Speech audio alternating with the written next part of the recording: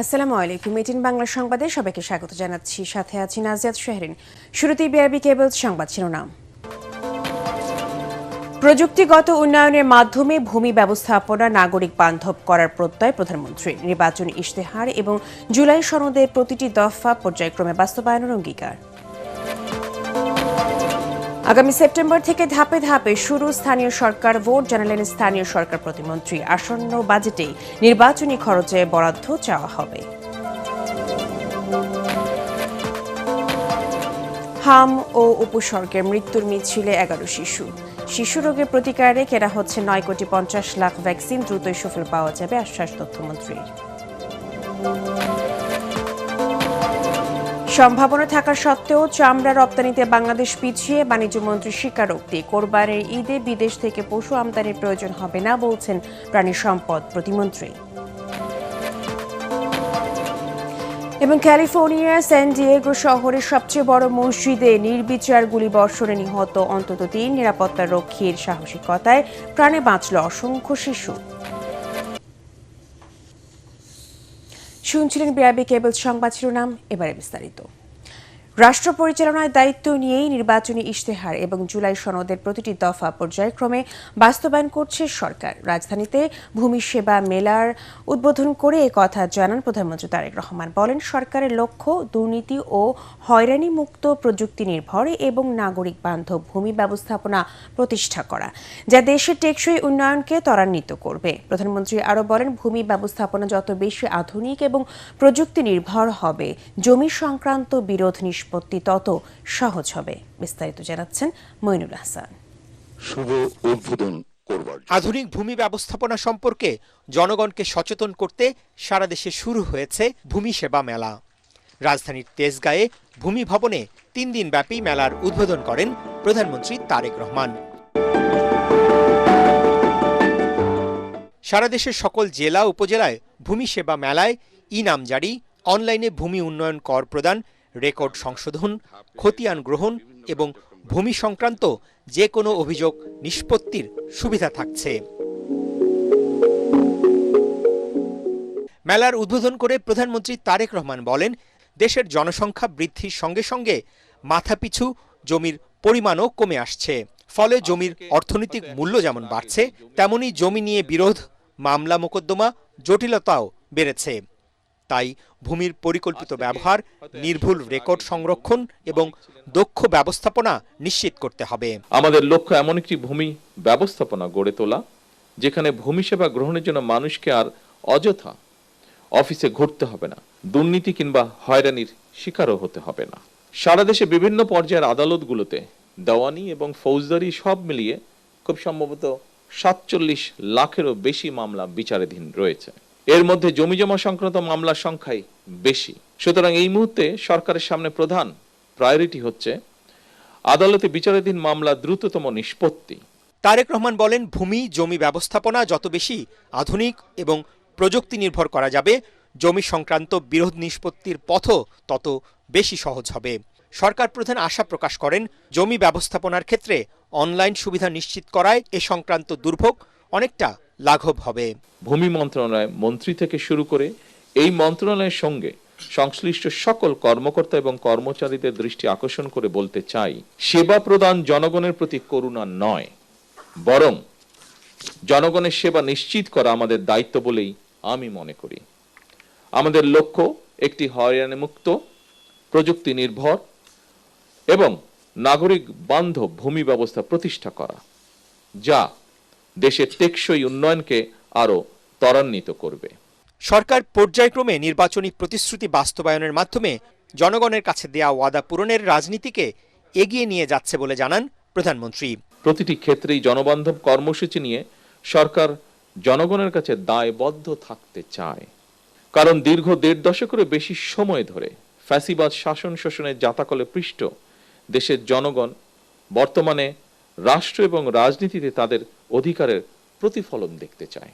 এ কারণেই বর্তমান সরকার রাষ্ট্র পরিচালনার প্রথম সপ্তাহ থেকেই নির্বাচনী ইশতেহার এবং জুলাই সনদের প্রতিটি দফা পর্যায়ক্রমে বাস্তবায়নের দিকে মনোযোগ দিয়েছে। বেসরকারি উদ্যোক্তাদের পরিচালনায় ইতিমধ্যে দেশের ৬১টি জেলায় ৮৯৩টি ভূমি সেবা সহায়তা কেন্দ্র চালু রয়েছে। পরে ভূমি ভবন ঘুরে দেখেন প্রধানমন্ত্রী। এ সময় অফিসের ডে কেয়ার সেন্টার পরিদর্শন করতে গিয়ে শিশুদের সাথে কিছু সময় কাটান প্রধানমন্ত্রী তারেক রহমান। মইনুল হাসান, এটিএন বাংলা, ঢাকা। প্রধানমন্ত্রী তারেক রহমানের সভাপতিত্বে গুলশান বনানী বারিধারা লেকের উন্নয়ন ও পরিবেশ সংরক্ষণ নিয়ে এক গুরুত্বপূর্ণ বৈঠক অনুষ্ঠিত হয়েছে। সচিবালয় মন্ত্রিপরিষদ বিভাগে প্রধানমন্ত্রী কার্যালয়ে অনুষ্ঠিত বৈঠকে গুলশান লেকের পানি দূষণ রোধ, পরিবেশগত ভারসাম্য রক্ষা, সৌন্দর্য বর্ধন এবং লেক কেন্দ্রিক নাগরিক সুবিধা বৃদ্ধি সহ বিভিন্ন বিষয়ে বিস্তারিত আলোচনা হয়। বৈঠকে গৃহায়ণ ও গণপূর্ত মন্ত্রী জাকারিয়া তাহের সুমন, স্থানীয় সরকার, পল্লী উন্নয়ন ও সমবায় প্রতিমন্ত্রী মীর শাহে আলম, প্রধানমন্ত্রীর মুখ্য সচিব ABM আব্দুস সত্তার, ঢাকা দক্ষিণ সিটি কর্পোরেশনের প্রশাসক আব্দুল সালাম, ঢাকা উত্তর সিটি কর্পোরেশনের প্রশাসক শফিকুল ইসলাম খান মিল্টন সহ সংশ্লিষ্ট মন্ত্রণালয়ের সচিব ও বিভাগের ঊর্ধ্বতন কর্মকর্তারা উপস্থিত ছিলেন। আগামী সেপ্টেম্বর থেকে ধাপে ধাপে শুরু হবে স্থানীয় সরকার নির্বাচন। এক বছরের মধ্যে দেশের সব সিটি কর্পোরেশন, পৌরসভা, জেলা, উপজেলা পরিষদ ও ইউনিয়ন পরিষদ নির্বাচন শেষ করা হবে বলে জানালেন স্থানীয় সরকার প্রতিমন্ত্রী মীর শাহে আলম। তিনি বলেন, নির্বাচনের খরচের জন্য বাজেটে প্রয়োজনীয় বরাদ্দ চাওয়া হবে। একসাথে 13টি সিটি কর্পোরেশনের নির্বাচনী তফসিল ঘোষণা করা হবে বলেও জানান তিনি। সচিবালয়ে সাংবাদিকদের এসব তথ্য দেন প্রতিমন্ত্রী। রিপোর্টে জানাচ্ছেন মাহবুব কবির চপল। অন্তর্বর্তী সরকার ক্ষমতায় আসার পর 2024 সালের আগস্টে সব সিটি কর্পোরেশনের মেয়র, জেলা উপজেলা পরিষদের চেয়ারম্যান, ভাইস চেয়ারম্যান, পৌরসভার মেয়র সহ 1876 জন জনপ্রতিনিধিকে অপসারণ করে প্রশাসক হিসেবে বসানো হয় সরকারি কর্মকর্তাদের। বিএনপি সরকার আসার পর আমলাদের সরিয়ে তাদের নেতাদের প্রশাসক হিসেবে নিয়োগ দেয়। দেশে 13টি সিটি কর্পোরেশন, 330টি পৌরসভা, 61টি জেলা পরিষদ, 495 উপজেলা পরিষদ ও 4575টি ইউনিয়ন পরিষদ রয়েছে। সেপ্টেম্বর থেকে এসব প্রতিষ্ঠানে নির্বাচন আয়োজনের প্রস্তুতি নিচ্ছে সরকার। আগামী সেপ্টেম্বর অক্টোবর থেকে আমার ধারণা, যেহেতু আমাদের মন্ত্রী মহোদয় এবং মাননীয় প্রধানমন্ত্রীর ইচ্ছা অনুযায়ী উনি যেহেতু বলেছেন যে 1 বছরের মধ্যে নির্বাচনগুলো শুরু হবে, তো বর্ষা মৌসুমের পরে শুষ্ক মৌসুমে পর্যায়ক্রমে ধাপে ধাপে 1 বছরের মধ্যে আমরা 5টি নির্বাচন শেষ করব। প্রতিমন্ত্রী জানান, স্থানীয় সরকার নির্বাচনে ব্যয় মেটাতে বরাদ্দ চাওয়া হবে আগামী বাজেটে। বগুড়া সহ 13টি সিটি কর্পোরেশন নির্বাচনের তফসিল ঘোষণা করা হতে পারে একই সাথে। দলীয় মনোনয়ন ছাড়া সাধারণ প্রতীকে এবং সবার জন্য উন্মুক্ত পরিবেশে সিটি কর্পোরেশনের মেয়র এবং কাউন্সিলরদের ভোট অনুষ্ঠিত হবে। অন্য 12টি সিটি কর্পোরেশনের তফসিল যখন ঘোষণা হবে, তার সঙ্গে বগুড়া সিটি কর্পোরেশনের তফসিল হবে এবং একই সঙ্গে নির্বাচন হবে। ইতিমধ্যেই নির্বাচন কমিশনকে আমরা চিঠি দিয়েছি যে এই সমস্ত নির্বাচনে তাদের ব্যয় কত হবে। 27-28 অর্থ বছরের যে বাজেট, যেটি জুনে পার্লামেন্টে আসবে এবং যে বাজেটটি অনুমোদন বা পাস হবে, ওই বাজেটে তো এই 5টি নির্বাচনের জন্য আমাদের টাকা রাখতে হবে। অন্য দলের চেয়ে বিএনপির নির্বাচনে অংশ নেয়ার প্রস্তুতি ভালো আছে বলেও জানান তিনি। অন্য দলগুলি নির্বাচনী প্রস্তুতি নিচ্ছে দলীয়ভাবে, আর যেহেতু নির্বাচনটা দলীয়ভাবে হবে না, আমাদের দলের লোকজন তো নির্বাচন করবে নিরপেক্ষভাবে। তা আমাদের তো বিএনপি বৃহৎ একটি রাজনৈতিক দল, আমরা যে কোনো সময় আন্দোলনের প্রস্তুতি থাকে, আমাদের নির্বাচনের প্রস্তুতি থাকে, ভোটের প্রস্তুতি থাকে, আমাদের জন্য নতুন করে প্রস্তুতি নেওয়ার কিছু নাই। এদিন নবগঠিত বগুড়া সিটি কর্পোরেশনের প্রশাসক হিসেবে নিয়োগ পান জেলা বিএনপির সহসভাপতি MR ইসলাম স্বাধীন। বগুড়াকে একটি সুন্দর পরিচ্ছন্ন নগর হিসেবে গড়ে তুলব। মাহবুব কবির চপল, ATN বাংলা, ঢাকা। সারা দেশে হাম ও উপসর্গ নিয়ে গত 24 ঘন্টায় আরও 11 শিশুর মৃত্যু হয়েছে। এই সময়ে নতুন করে 1337 জনের শরীরে হাম ও লক্ষণ দেখা গেছে। স্বাস্থ্য অধিদপ্তরের সংবাদ বিজ্ঞপ্তিতে জানানো হয় 24 ঘন্টায় দেশে নিশ্চিত হামে মৃত্যু হয়েছে 2 জনের, আর উপসর্গে মারা গেছে 9 জন। এছাড়া নতুন করে হামে আক্রান্ত হয়েছে 1337 শিশু। গত 65 দিনে সারা দেশে সন্দেহজনক হামে আক্রান্তের মোট সংখ্যা দাঁড়িয়েছে 54,911 জনে। আক্রান্তদের মধ্যে উন্নত চিকিৎসা এ পর্যন্ত হাসপাতালে ভর্তি হতে হয়েছে 42,868 জনকে। গত 24 ঘন্টায় সুস্থ হয়ে বাড়ি ফিরেছেন 1,236 জন। হামের টিকার সংকট কাটিয়ে উঠছে সরকার। দ্রুতই এর সুফল পাওয়া যাবে। 10 ধরনের শিশু রোগের প্রতিকারে 9,50,00,000 ভ্যাকসিন কেনা হচ্ছে বলে জানিয়েছেন তথ্যমন্ত্রী জহিরউদ্দিন স্বপন। সচিবালয়ে নিয়মিত ব্রিফিংয়ে প্রধানমন্ত্রীর তথ্য উপদেষ্টা বলেন, র্যাব বিলুপ্ত নয়, নাম পরিবর্তন করা হতে পারে। সাংবাদিকদের প্রশ্নের জবাবে তিনি আরও বলেন, শেখ হাসিনা দেশে ফিরলে ন্যায় বিচার পাবেন, বিচার বহির্ভূত কিছু করা হবে না। মাহবুব কবির চপলের আরেকটি রিপোর্ট। হামে শিশু মৃত্যু হতবাক করে দিয়েছে বাংলাদেশকে। দিশেহারা আক্রান্ত পরিবার, কোনোভাবেই নিয়ন্ত্রণে আসছে না প্রাণঘাতী এই রোগ। প্রশ্ন উঠেছে, কেন এত শিশুর মৃত্যু হচ্ছে? বিএনপি সরকারের দাবি, অন্তর্বর্তী সরকারের গাফিলতির কারণেই এমন পরিস্থিতির সৃষ্টি হয়েছে। এখন পর্যন্ত পর্যাপ্ত টিকা আনা হয়েছে বলে জানালেন তথ্যমন্ত্রী। শুধু হাম নয়, শিশুদের 10 ধরনের রোগের টিকা নিশ্চিত করেছে সরকার। দেশের টিকাদান কার্যক্রম জোরদার করতে বৃহৎ পরিসরে ভ্যাকসিন সংগ্রহ করছে সরকার। সরকার ইতিমধ্যে 83.6 মিলিয়ন মার্কিন ডলার ইউনিসেফকে প্রদান করেছে, যার মাধ্যমে 10 ধরনের প্রায় 95 মিলিয়ন ডোজ ভ্যাকসিন পাওয়া যাবে। এ মাসের 3রা মে প্রথম চালানের 15 লাখের বেশি ডোজ আইপিভি ভ্যাকসিন দেশে পৌঁছেছে। 6 মে আরও 15 লাখ ডোজ এমআর এবং 9 লাখ ডোজ টিবি ভ্যাকসিন এসেছে। তিনি জানান, 5 বছরে 20,000 কিলোমিটার নদী নালা খাল খনন করবে সরকার।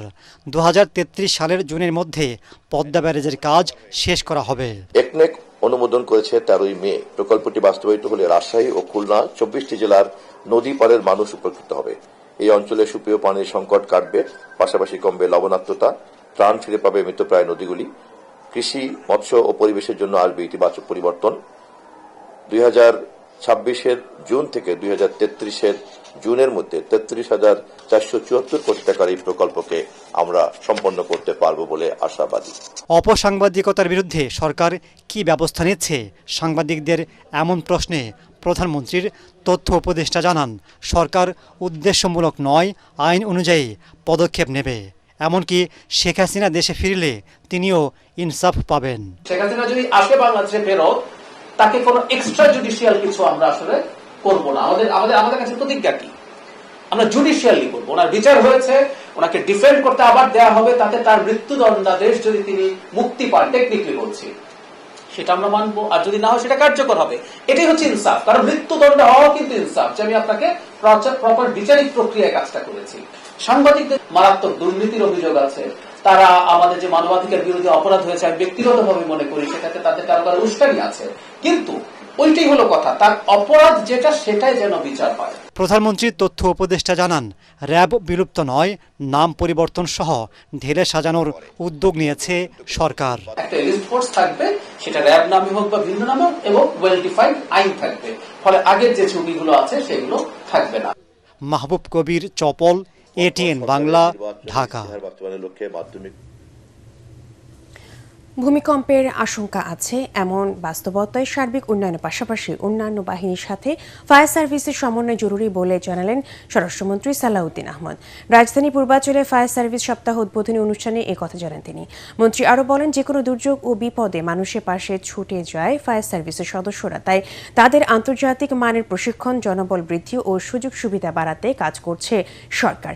এর আগে পাসিং আউট প্যারেডের মাধ্যমে বাহিনীতে যুক্ত হন 250-এরও বেশি নতুন সদস্য। তাদের মধ্যে বুনিয়াদী 9 জনকে পদক পরিয়ে দেন মন্ত্রী।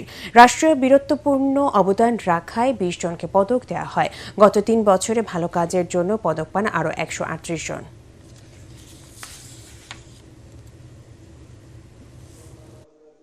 ফায়ার স্টেশনের মাধ্যমে এই বাহিনী সেবা প্রদান করে যাচ্ছে, যা চাহিদার তুলনায় যথেষ্ট নয়।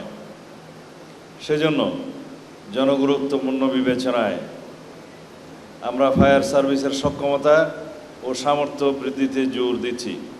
ইতিমধ্যে 20টি ফায়ার স্টেশন নির্মাণ ও পুনর্নির্মাণের প্রকল্প বাস্তবায়নের কাজ চলমান রয়েছে। আন্তর্জাতিক মানদণ্ড নিশ্চিত না হওয়ায় সম্ভাবনা থাকা সত্ত্বেও চামড়া রপ্তানিতে বাংলাদেশ পিছিয়ে বলে মন্তব্য করেছেন বাণিজ্যমন্ত্রী খন্দকার আব্দুল মুক্তাদির। মঙ্গলবার রাজধানীতে এক আলোচনা সভায় একথা বলেন তিনি। এদিকে আরেক অনুষ্ঠানে বাণিজ্যমন্ত্রী বলেন, বন্ধ পাটকল পুনরায় চালু করতে আন্তরিক সরকার। তরিক ইসলামের রিপোর্ট। সকালে রাজধানীর অভিজাত হোটেলে অনুষ্ঠিত হয় জাতিসংঘের উন্নয়ন সংস্থা ইউএনডিপি আয়োজিত দায়িত্বশীল ব্যবসায়িক আচরণ এবং বাণিজ্য প্রতিযোগিতা শীর্ষক আলোচনা অনুষ্ঠান। এ সময় ব্যবসার সম্প্রসারণ ও বিদেশি ক্রেতাদের আকৃষ্ট করতে দায়িত্বশীল আচরণের কথা তুলে ধরেন বক্তারা। অনুষ্ঠানে বাণিজ্যমন্ত্রী খন্দকার আব্দুল মুক্তাদির বলেন, এলডিসি গ্র্যাজুয়েশনে নতুন চ্যালেঞ্জের মুখে পড়বে বাংলাদেশ। তুলে ধরেন চামড়া শিল্পে পিছিয়ে পড়ার নানান বিষয়। দেশের অনেক খাত আছে যেখানে দীর্ঘমেয়াদী পরিকল্পনার মাধ্যমে বিলিয়ন ডলারের আয় করা সম্ভব। এদিকে মঙ্গলবার সকালে রাজধানীর ফার্মগেটে বহুমুখী পাটপণ্য মেলার উদ্বোধন করেন বাণিজ্যমন্ত্রী। এ সময় তিনি বলেন, বেসরকারি খাতের সাথে সমন্বয় করে চালু করা হবে বন্ধ পাটকল। আমরা যদি পাটপণ্য বহুমুখী করতে পারি, বাইরে থেকে ভালো প্রাইস আনতে পারি, ডোমেস্টিক কনজাম্পশন বাড়াতে পারি, তাহলে পাটকল চালিয়েও ওনারা মুনাফা অর্জন করবেন। প্রয়োজনে মেশিন পরিবর্তন করবেন, নতুন মেশিন আনবেন, সেটার জন্য আমরা সহায়তা দেব, সরকার সহায়তা দেবে। এই খাতটাকে আবার আমরা পুনঃপ্রতিষ্ঠা করতে চাই আমাদের প্রধানমন্ত্রীর নেতৃত্বে। পাট শিল্পকে চাঙ্গা করতে প্রয়োজনীয় নীতি প্রণয়ন এবং সহায়তারও আশ্বাস দেন বাণিজ্যমন্ত্রী। তরিক ইসলাম, এটিএন বাংলা, ঢাকা। কোরবানির ঈদ উপলক্ষে বিদেশ থেকে পশু আমদানি প্রয়োজন হবে না বলে জানিয়েছেন পানি সম্পদ প্রতিমন্ত্রী সালাউদ্দিন টুকু। চোরাচালান বন্ধে সীমান্তে নিরাপত্তা জোরদার করা হয়েছে বলেও জানান তিনি। ঢাকা বিশ্ববিদ্যালয়ের সিনেট ভবনে এক আলোচনায় তিনি এসব কথা বলেন। জানান, দেশে প্রায় 1,23,00,000 গবাদি পশু মজুদ আছে। একই অনুষ্ঠানে পানি সম্পদ মন্ত্রী শহীদ উদ্দিন চৌধুরী অ্যানি ছাত্র রাজনীতির বিমুখতা থেকে বেরিয়ে আসার আহ্বান জানান। খায়রুল ইসলামের রিপোর্ট। মঙ্গলবার সকালে ঢাকা বিশ্ববিদ্যালয় সিনেট ভবনে ঘোষণাপত্র থেকে বাস্তব পদক্ষেপ ও চ্যালেঞ্জ এগিয়ে নেওয়া শীর্ষক সিটিজেন ডায়ালগের প্রথম অধিবেশন বসে। এতে যোগ দেন সরকারের দুটি মন্ত্রণালয়ের মন্ত্রী, প্রতিমন্ত্রী, বিরোধীদলীয় সংসদ সদস্য, পানি ও মৎস্য বিশেষজ্ঞ সহ বিভিন্ন শিক্ষা প্রতিষ্ঠানের শিক্ষার্থীরা। বিশেষজ্ঞরা বলেন, খাল খননের উদ্যোগ প্রশংসনীয়, তবে তার যথাযথ পরিকল্পনার মাধ্যমে সঠিকভাবে করা উচিত। দখলদারদের বিরুদ্ধে ব্যবস্থা নেওয়ার দাবিও জানান বিরোধী দলীয় সংসদ সদস্য হান্নান মাসুদ। ভূমিদস্যুদের বিরুদ্ধে ঐক্যমত থাকবো, জলদস্যুদের বিরুদ্ধে ঐক্যমত থাকবো, যারা গাছ কাটে তাদের বিরুদ্ধে ঐক্যবদ্ধ থাকবো। এই যে কয়েকটা পয়েন্টে যদি আমরা ঐক্যবদ্ধ হতে পারি, তাহলে বাংলাদেশ শুধু 5 বছর লাগবে না, 2 বছরে পরিবর্তন হয়ে যাবে ইনশাআল্লাহ। মৎস্য ও প্রাণী সম্পদ মন্ত্রণালয়ের প্রতিমন্ত্রী সুলতান সালাউদ্দিন টুকু বলেন, সবার আন্দোলনের ফলে ফ্যাসিবাদ পতনের পরে নির্বাচিত বিএনপি সরকার কখনো স্বেচ্ছাচারী হয়ে উঠবে না। তিনি বলেন, এবার কোরবানির পশুর চাহিদার থেকে বেশি মজুদ আছে। আমাদের এই মুহূর্তে প্রায় 1,23,34,000 গবাদি পশু মজুদ রয়েছে। আমাদের চাহিদা কিন্তু আছে 1,02,00,000, 22 লক্ষ গবাদি পশু আমাদের সারপ্লাস আছে এই কুরবানির জন্য। পানি সম্পদ মন্ত্রী শহীদ উদ্দিন চৌধুরী অ্যানি বলেন, মুক্তিযুদ্ধের পরে ছাত্র রাজনীতিকে যারা কলুষিত করেছিল, 5ই আগস্ট তাদের বিদায় হয়েছে। ছাত্র রাজনীতিকে সবাই সহযোগিতা করতে হবে এবং এটা যে খুব সচেতনভাবে ভালো কাজ করেন, ভালো কাজ যেন ছাত্ররা করতে পারে, ছাত্র নেতৃত্বরা করতে পারে, সেই দিকে আমরা তাদেরকে সহযোগিতা করবো ইনশাআল্লাহ। বিএনপি ইশতেহার দিয়েছিল 20,000 কিলোমিটার খাল খননের, তবে বিরোধী দল সহযোগিতা করলে আরও বেশি খাল খনন করা সম্ভব হবে বলেও আশাবাদী পানি সম্পদ মন্ত্রী। খায়রুল ইসলাম, এটিএন বাংলা, ঢাকা। লন্ডনে অনুষ্ঠিত শিক্ষা বিষয়ক আন্তর্জাতিক ফোরাম এডুকেশন ওয়ার্ল্ড ফোরাম 2026 এ অংশগ্রহণ করেছেন শিক্ষামন্ত্রী ডক্টর আ.ন.ম এহসানুল হক মিলন। তিনি একটি উচ্চ পর্যায়ের আলোচনায় অংশ নেন, যার বিষয় ছিল মূল্যায়ন তথ্য ব্যবহার করে প্রাথমিক শিক্ষাকে আরও দ্রুত ও কার্যকরভাবে উন্নত করা। এই আলোচনায় তিনি শিক্ষার মান উন্নয়ন, মূল্যায়ন ভিত্তিক তথ্যের সঠিক ব্যবহার এবং প্রাথমিক শিক্ষার উন্নয়ন ও দ্রুত অগ্রগতির বিষয়ে সরকারের বিভিন্ন উদ্যোগ ও ভবিষ্যৎ পরিকল্পনা তুলে ধরেন। এ সময় তার সঙ্গে মঞ্চে উপস্থিত ছিলেন কম্বোডিয়ার শিক্ষামন্ত্রী ডক্টর হেংচুয়ান নারন এবং সিয়েরা লিওনের প্রাথমিক ও মাধ্যমিক শিক্ষামন্ত্রী কনরাড স্যাকেই। ঢাকা প্রযুক্তি ও প্রকৌশল বিশ্ববিদ্যালয় ডুয়েটে নতুন উপাচার্য নিয়োগ কেন্দ্র করে চলমান আন্দোলনের পঞ্চম দিন চলছে। শিক্ষার্থীদের দেওয়া ব্লকেট কর্মসূচির দ্বিতীয় দিনে নতুন উপাচার্য মোহাম্মদ ইকবালের ক্যাম্পাসে প্রবেশের চেষ্টায় ফের উত্তপ্ত হয়ে উঠেছে ডুয়েট। দুপুর 2:30টার দিকে তিনি ক্যাম্পাসে প্রবেশের চেষ্টা করেন। এই সময় শিক্ষার্থীদের তোপের মুখে পড়ে ফিরে যান নতুন উপাচার্য। এরপরে আন্দোলনরত শিক্ষার্থীরা কমপ্লিট শাটডাউন ঘোষণা করেন। এর আগে গত রোববার ভিসি নিয়োগ নিয়ে সংঘর্ষ হয়। ওই দিন রাতে শিক্ষার্থীরা 3 দফা দাবি জানিয়ে ব্লকেট কর্মসূচি ঘোষণা করেন। গাজীপুর সদর থানার ভারপ্রাপ্ত কর্মকর্তা আমিনুল ইসলাম বলেন, দুপুর 2:30টার দিকে নতুন ভিসি ক্যাম্পাসে তার কার্যক্রম পরিচালনায় আসেন। ক্যাম্পাসে ব্লকেট কর্মসূচি চলায় তিনি নিরাপত্তার স্বার্থে পুলিশের সহায়তা নেন, কিন্তু তার উপস্থিতিতে শিক্ষার্থীরা ফের ক্ষুব্ধ হয়ে ওঠেন। পরে শিক্ষার্থীরা সব গেট বন্ধ করে দেয়। পরিস্থিতি নিয়ন্ত্রণে পুলিশ সদস্যরা ডুয়েটের এলাকা জুড়ে অবস্থান নিয়েছে।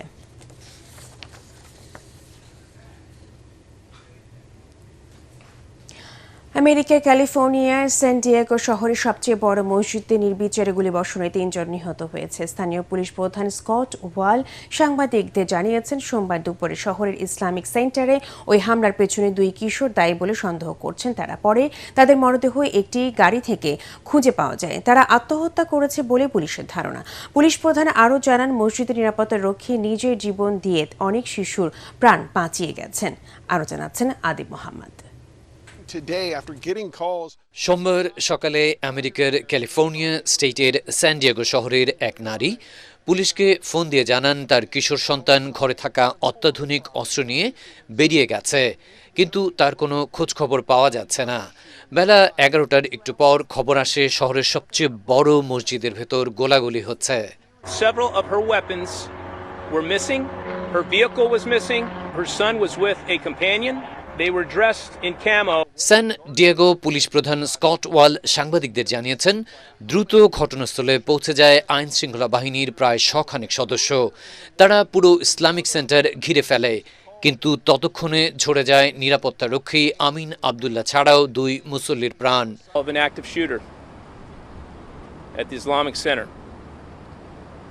Within 4 minutes, officers arrived on scene and observed immediately 3 deceased, what appeared to be deceased victims out in front. Scott আরও জানান, নিরাপত্তা রক্ষী আমিনের সাহসিকতায় অনেকগুলো শিশুর প্রাণ বেঁচে গেছে। তিনি রুখে দাঁড়িয়েছেন বলেই ইসলামিক সেন্টারে পড়তে আসা ওই শিশুদের কোনো ক্ষয়ক্ষতি হয়নি। আতঙ্কিত শিশুদের ধীরে ধীরে বের করে আনেন আইন শৃঙ্খলা বাহিনীর সদস্যরা। We received calls of a vehicle a couple blocks away that was shooting at a landscaper. The landscaper is going to be okay, but we are still investigating that scene. It appears he may have been shot in the helmet. হামলাকারীদের খুঁজতে গিয়ে ঘটনাস্থলের কাছাকাছি একটি গাড়িতে 2 কিশোরের মৃতদেহ পাওয়া যায়। মসজিদে হামলা চালিয়ে তারা আত্মহত্যা করেছে বলেই মনে করা হচ্ছে। এর পেছনে ইসলাম বিদ্বেষী মনোভাব কাজ করেছে বলেই প্রাথমিকভাবে ধারণা পুলিশের। তবে এই বিষয়ে তদন্তে নেমেছে FBI। আদিব মোহাম্মদ, ATN বাংলা। বাজেটে নির্বাচনী ইশতেহার অনুসারে খাতসমূহ অগ্রাধিকার পাবে বলে জানিয়েছেন প্রধানমন্ত্রী পরিবেশ, বন ও জলবায়ু বিষয়ক বিশেষ সহকারী ডক্টর সাইমুম পারভেজ। জলবায়ু পরিবর্তনের প্রতিঘাত মোকাবেলায় বর্জ্য ব্যবস্থাপনার পাশাপাশি নবায়নযোগ্য জ্বালানি নিয়ে সরকার কাজের উদ্যোগ নিয়েছে বলে জানান তিনি। রাজধানী সিটিএফ মিলনায়তনে আগামী বাজেটে নারী, তরুণ সমাজে এবং জলবায়ু খাতে বিনিয়োগ বৃদ্ধি নিয়ে আলোচনায় এসব কথা জানান তিনি। নারীর প্রতি সহিংসতা প্রতিরোধের মাধ্যম তাদের ক্ষমতা নিশ্চিতে বাজেটে বরাদ্দ বাড়ানোর তাগিদ দেন আলোচকরা। জলবায়ু পরিবর্তনের অভিঘাতে কৃষি নির্ভর অর্থনীতি যেখানে ক্ষতিগ্রস্ত হচ্ছে সেখানে বাজেটে বরাদ্দ বাড়ানোর তাগিদ দেন বক্তারা। সেটা আমাদের প্লেজ যতগুলো ছিল ম্যানিফেস্টোতে, যেমন আমরা ক্লাইমেট নিয়ে, যেহেতু আমি কাজ করি, ক্লাইমেটকে আমরা একটা এক্সাম্পল হিসেবে ধরতে পারি, যে ক্লাইমেটের মধ্যে আমরা যে প্লেজগুলো আমরা করেছিলাম, যে কমিটমেন্টগুলো করেছিলাম, সেটা কিন্তু আমাদের প্রধানমন্ত্রী তারেক রহমানের নির্দেশে আমরা কিন্তু ধীরে ধীরে আমরা সেটা বাস্তবায়নের দিকে যাচ্ছি। বাংলাদেশে ডিজিটাল প্রযুক্তির প্রসারে নারী শিক্ষা ও কর্মসংস্থানে সুযোগ বাড়লেও অনলাইন ভিত্তিক জেন্ডার বেসড সহিংসতা উদ্বেগজনকভাবে বৃদ্ধি পাচ্ছে। এই প্রেক্ষাপটে মানবাধিকার ও উন্নয়নমূলক স্বেচ্ছাসেবী সংস্থা লাইট হাউস নাগরিক অধিকার ও জলবায়ু ন্যায্যতা নিশ্চিতে একটি প্রকল্প বাস্তবায়ন করছে। কানাডা, সুইজারল্যান্ড ও ইউরোপীয় ইউনিয়নের অর্থায়নে সিভিক এনগেজমেন্ট ফর আওতায় পরিচালিত এই প্রকল্পের মাধ্যমে রাজশাহী ও খুলনা বিভাগের মোট 60টি ইউনিয়নে নারীর ক্ষমতায়ন, জেন্ডার ভিত্তিক সহিংসতা প্রতিরোধ, অভিযোগ ও রেফারেল সেবা, যুবকদের মানসিক স্বাস্থ্য কাউন্সেলিং এবং জলবায়ু ঝুঁকি মোকাবেলায় কাজ করা হচ্ছে। সংস্থাটি জানিয়েছে, ডিজিটাল যৌন হয়রানি ও অনলাইন সহিংসতা প্রতিরোধে জাতীয় পর্যায়ে একটি মিডিয়া অ্যাডভোকেসি কর্মসূচি গ্রহণ করা হবে। পূবালী ব্যাংক বাণিজ্য সংবাদ।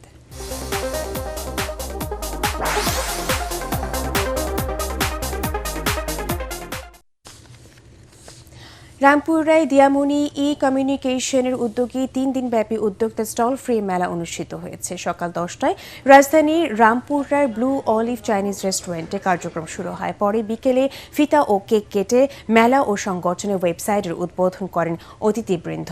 এতে উপস্থিত ছিলেন চলচ্চিত্র পরিচালক দেবাশিস বিশ্বাস, হাইকোর্টের আইনজীবী অ্যাডভোকেট নার্গিস আহমেদ সেতু, 18 বাংলার সিনিয়র নিউজ প্রেজেন্টার ভাবনা আহমেদ, ফ্যাশন ডিরেক্টর এডলফ খান, চিত্রনায়িকা শিরিন শিলা, ইনফ্লুয়েন্সার সহ আরও অনেকে।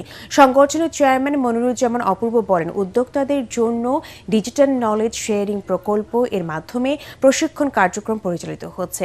আয়োজকরা জানান, এ ধরনের উদ্যোগ ক্ষুদ্র ও মাঝারি উদ্যোক্তাদের বাজার সম্প্রসারণে এবং দেশীয় পণ্য জনপ্রিয় করতে গুরুত্বপূর্ণ ভূমিকা রাখছে।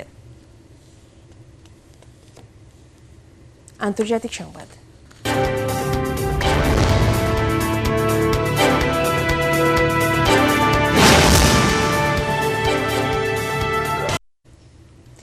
স্থায়ীভাবে যুদ্ধ বন্ধে যুক্তরাষ্ট্রের কাছে নতুন প্রস্তাব পাঠিয়েছে ইরান। এতে কিছু শর্ত দিয়েছে তেহরান। স্থানীয় সময় মঙ্গলবার ইরানের উপপররাষ্ট্রমন্ত্রী কাজেম ঘারিবাবাদি এসব শর্ত প্রকাশ করেন। তিনি বলেন, তারা শর্ত দিয়েছেন লেবানন সহ সব ফ্রন্টে একসঙ্গে যুদ্ধ বন্ধ করতে হবে। ইরানের কাছাকাছি অঞ্চলে অবস্থানরত যুক্তরাষ্ট্রের সব সেনাকে প্রত্যাহার করে নিতে হবে। যুদ্ধের সময় যে ক্ষয়ক্ষতি হয়েছে সেগুলোর সংস্কার করে দিতে হবে। এর সঙ্গে ইরানের ওপর থেকে অর্থনৈতিক নিষেধাজ্ঞা জব্দ করে রাখা বৈদেশিক মুদ্রায় এবং মার্কিন নৌবাহিনীর নৌ অবরোধ প্রত্যাহারের শর্ত দেওয়া হয়েছে। তবে আগের প্রস্তাব থেকে নতুন প্রস্তাব বড় বা উল্লেখযোগ্য কোনো পরিবর্তন ইরান আনেনি বলে জানিয়েছে বার্তা সংস্থা রয়টার্স। এদিকে সোমবার রাতে ট্রুথ সোশ্যালে এক পোস্টে ট্রাম্প জানান, ইরানে মঙ্গলবার পুনরায় হামলা শুরুর পরিকল্পনা ছিল তাদের, কিন্তু সৌদি আরব, কাতার ও আরব আমিরাতে নেতাদের অনুরোধে তিনি এই হামলা চালানো থেকে বিরত থেকেছেন। জার্মানি বার্লিনে অনুষ্ঠিত বিশ্বখ্যাত ইলমা গ্লোবাল মিডিয়া অ্যাওয়ার্ডস 2026 এর তৃতীয় পুরস্কার পেয়েছে প্রথম আলো। জিপিএ 5 প্রাপ্ত কৃতি সংবর্ধনা উদ্যোগের জন্য best user of an event to build a news brand ক্যাটাগরিতে বৈশ্বিক পর্যায়ে এই পুরস্কার অর্জন করেছে বাংলাদেশের স্বনামধন্য পত্রিকাটি। এই আনন্দ উদযাপনের রাজধানীর প্রথম আলো কার্যালয়ে অংশীদারদের নিয়ে আলোচনার আয়োজন করা হয়, যেখানে প্রথম আলোর সম্পাদক মতিউর রহমান বলেন, শুধু শিক্ষার্থীদের একত্রিত করা না, বরং সমাজে ইতিবাচক পরিবর্তনের বার্তা ছড়িয়ে দিতে ভবিষ্যতে এমন উদ্যোগ অব্যাহত থাকবে। শিক্ষার্থীদের কল্যাণে এমন মহতী আয়োজনের প্রশংসা করে 18 বাংলা অনুষ্ঠান ও সম্প্রচার বিভাগের উপদেষ্টা তাশরিক আহমেদ কৃতিত্বপূর্ণ আন্তর্জাতিক অর্জনে প্রথম আলো কর্তৃপক্ষকে অভিনন্দন জানান। পরে 18 বাংলা সহ সকল অংশীদারদের হাতে শুভেচ্ছা স্মারক তুলে দেওয়া হয়। লেখালেখির পাশাপাশি আমরা সবসময় মনে করি যে আমাদের দায়িত্বটা একটু বেশি, বাড়াই নিলে ক্ষতি কি, মানুষের যদি উপকার হয়। আমরা সমাজে আছি, ছিলাম, আছি, থাকবো, কারণ আপনারা আমাদের সঙ্গে আছেন। ইয়াং জেনারেশনকে সম্পৃক্ত করা, তাদেরকে স্বীকৃতি দেওয়া, পড়ালেখায় যাতে আগামীতে আরো ভালো করে সেই জায়গাতে, এবং প্রথম আলো আসলে সবগুলো উদ্যোগই খুবই মহৎ উদ্যোগ হয়ে থাকে। আমরা এটিএন বাংলা পরিবার সবসময় প্রথম আলোর এই উদ্যোগের সাথে আছি। খেলার খবর।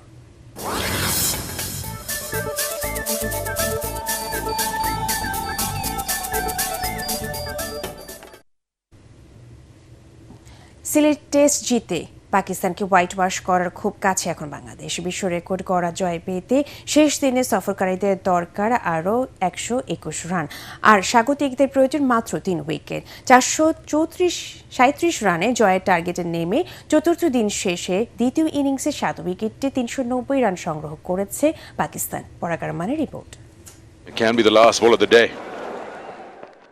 বাংলাদেশের বোলারদের উইকেট তুলে নেয়া আর পাকিস্তানের ব্যাটসম্যানদের উইকেট আঁকড়ে থাকার প্রতিযোগিতায় সিলেট টেস্টের পঞ্চম দিনটি বেশ রোমাঞ্চকর হতে যাচ্ছে। জয় পরাজয় ছাপিয়ে একটি মহাকাব্য রচিত হওয়ার অপেক্ষায় সিলেট আন্তর্জাতিক ক্রিকেট স্টেডিয়াম। ষষ্ঠ উইকেটে মোহাম্মদ রিজওয়ান আর সালমান আগা 134 রানের জুটি করে বাংলাদেশের বোলারদের মনে রীতিমতো ভয় ধরিয়ে দিয়েছিলেন। তাইজুল ইসলামের দারুণ এক ডেলিভারি সালমান আগা উইকেট উপড়ে ফেললে স্বস্তি নেমে টাইগার শিবিরে। শান্তদের শত্রু হয়ে ওঠা সালমান বিদায় নেন 71 রানের পুঁজিতে। অবশ্য চতুর্থ দিনের শুরুতে 437 রানের বিশ্ব রেকর্ড গড়ে জয় পাওয়ার টার্গেটে ব্যাটিংয়ে নামা পাকিস্তানের প্রথম সেশনেই আব্দুল্লাহ ফজল এবং আজান আওয়াইজের উইকেট তুলে নেয় বাংলাদেশ। পাকিস্তানের পুঁজি তখন 2 উইকেটে 101 রান। দ্বিতীয় সেশনে বাবর আজম এবং সান মাসুদ কিছুটা ব্যাটিং ঝলক দেখালেও ম্যাচের মোড় ঘুরিয়ে দেন মোহাম্মদ রিজওয়ান এবং সালমান আগা। তাদের 134 রানের জুটি কাপন ধরায় টাইগার শিবিরে। সালমান আলী আগা চেসেস অন ফ্রম তাসকিন। তৃতীয় সেশনটি নাটকীয়ভাবে নিজেদের করে নেয় স্বাগতিকরা। সালমান আগাকে বিদায় করার পাশাপাশি হাসান আলীর উইকেটও নিজের করে নেন অভিজ্ঞ স্পিনার তাইজুল ইসলাম। তৃতীয় সেশনে পাকিস্তান 116 রান যোগ করলেও গুরুত্বপূর্ণ দুটি উইকেট হারানোয় ম্যাচের ভাগ্য আবারও ঝুঁকে পড়ে বাংলাদেশের দিকে। মোহাম্মদ রিজওয়ান 75 রানে অপরাজিত আছেন ঠিকই, কিন্তু লেজের দিকের ব্যাটসম্যানরা কতটা সঙ্গ দিতে পারেন তার অপেক্ষায় সবাই। তাছাড়া শেষ দিনের সকালে নতুন বল হাতে বাংলাদেশের পেসারদের ভয়াবহতা ঠেকানো পাকিস্তানের ট্যালেন্টের জন্য হবে এক দুর্লঙ্ঘ প্রাচীর। পরাগামান, এটিএন বাংলা। সকল জল্পনা কল্পনার অবসান ঘটিয়ে আগামী 2 বছরের জন্য বাংলাদেশ জাতীয় ফুটবল দলের দায়িত্ব দেওয়া হয়েছে আমেরিকা জাতীয় দলের সাবেক অধিনায়ক ও কোচ টমাস ডুলিকে। 65 বছর বয়সী এই কোচ দেশের হয়ে 2টি বিশ্বকাপ খেলেছেন, এমনকি 1998 সালের বিশ্বকাপে জাতীয় দলের নেতৃত্ব দেন তিনি। কোচ হিসেবে তিনি কাজ করেছেন জার্মান কিংবদন্তি ইউর্গেন কিন্সম্যানের সহকারী হিসেবে। ফিলিপাইন জাতীয় দলকে 2 মেয়াদে টানা 6 বছর কোচিং করিয়েছেন। তার হাত ধরেই ফিলিপাইন ফুটবল ইতিহাস গড়ে প্রথমবারের মতো উন্নীত হয় এশিয়ান কাপের মূল পর্বে। শেষ করার আগে বিআরবি কেবলস সংবাদ শিরোনামগুলো জানিয়ে দেব আরও একবার। প্রযুক্তিগত উন্নয়নের মাধ্যমে ভূমি ব্যবস্থাপনার নাগরিক বান্ধব করার প্রত্যয় প্রধানমন্ত্রীর নির্বাচনী ইশতেহারে এবং জুলাই সনদের প্রতিটি দফা পর্যায়ক্রমে বাস্তবায়নের অঙ্গীকার। আগামী সেপ্টেম্বর থেকে ধাপে ধাপে শুরু স্থানীয় সরকার ভোট, জানালেন স্থানীয় সরকার প্রতিমন্ত্রী। আসন্ন বাজেটে নির্বাচনী খরচে বরাদ্দ চাওয়া হবে। হাম ও উপসর্গের মৃত্যুর মিছিলে 11 শিশু রোগের প্রতিকারে কেনা হচ্ছে 9,50,00,000 ভ্যাকসিন। দ্রুতই সুফল পাওয়া যাবে আশ্বাস তথ্যমন্ত্রী। সম্ভাবনা থাকা সত্ত্বেও চামড়া রপ্তানিতে বাংলাদেশ পিছিয়ে, বাণিজ্য মন্ত্রীর স্বীকারোক্তি। কোরবানির ঈদে বিদেশ থেকে পশু আমদানি প্রয়োজন হবে না বলছেন প্রাণী সম্পদ প্রতিমন্ত্রী। এবং ক্যালিফোর্নিয়ার স্যান ডিয়েগো শহরের সবচেয়ে বড় মসজিদে নির্বিচারে গুলিবর্ষণে নিহত অন্তত 3 নিরাপত্তা রক্ষীর সাহসিকতায় প্রাণে বাঁচল অসংখ্য শিশু। পরবর্তী সংবাদ দেখার আমন্ত্রণ জানিয়ে এখনকার মতো শেষ করছি। এটিএন বাংলার সংবাদ ইউটিউবে দেখতে ব্রাউজ করুন youtube/এটিএন বাংলা নিউজ। ধন্যবাদ সবাইকে।